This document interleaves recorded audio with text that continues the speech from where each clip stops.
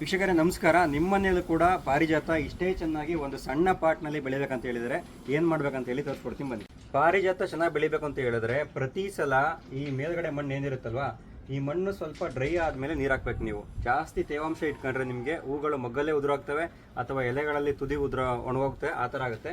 ಹಾಗಾಗಿ ನೀವೇನು ಮಾಡ್ಬೇಕಂತ ಹೇಳಿದ್ರೆ ಮೇಲ್ಗಡೆ ಸ್ವಲ್ಪ ಕೈಯಲ್ಲಿ ಮುಟ್ಟು ನೋಡಿ, ಸ್ವಲ್ಪ ತೇವಾಂಶ ಕಡಿಮೆ ಇದ್ದಾಗ ನೀರು ಹಾಕೊಂಡ್ರೆ ತುಂಬ ಚೆನ್ನಾಗಿರುತ್ತೆ. ಪ್ರತಿ ಸಲ ಪಾರಿಜಾತ ಹೂವು ಬಿಟ್ಟಾದ್ಮೇಲೆ ಈ ರೀತಿ ಏನು ಮಗುಗಳದೆಲ್ಲ ಹೂವು ಎಲ್ಲ ಮುಗಿಯುತ್ತಲ್ವಾ, ಅದಾದ್ಮೇಲೆ ನೀವೇನು ಮಾಡ್ಬೇಕಂದ್ರೆ ಈ ರೀತಿ ಇಲ್ಲಿಗೆ ಕಟ್ ಮಾಡಬೇಕು, ಇಷ್ಟನ್ನು ತೆಗಿಬೇಕು. ಯಾಕಂತ ಹೇಳಿದ್ರೆ ಪಾರಿಜಾತ ಪ್ರತಿ ಸಲ ಹೂವು ಬಿಡುವಂಥದ್ದು ಹೊಸದಾಗಿ ಬಂದಂಥ ಚಿಗುರು ಮೇಲೆ. ಇದು ನೋಡ್ತಿರ್ಬೋದು ನೀವು, ಇದೆಲ್ಲ ಇವಾಗ ಕಟ್ ಮಾಡಾದ್ಮೇಲೆ ಹೊಸ ಚಿಗುರು ಬರ್ತಾ ಇದೆ. ಇಲ್ಲಿ ನಿಮಗೆ ಹೂವು ಬರುತ್ತೆ.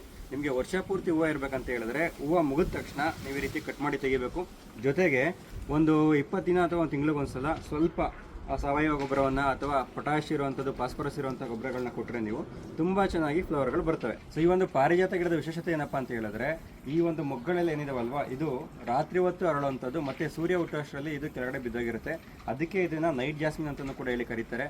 ಕೃಷ್ಣನಿಗೆ ಮತ್ತು ವಿಷ್ಣುವಿಗೆ ಪ್ರಿಯವಾದಂಥ ಹೂವು ಅಂತ ಹೇಳಿ ಇವರು ಹಿಂದೂಗಳು ಸಾಕಷ್ಟು ತಮ್ಮ ಪೂಜೆಗಳಲ್ಲಿ ಈ ಒಂದು ಹೂವನ್ನು ಬಳಸ್ತಾ ಇರ್ತಾರೆ.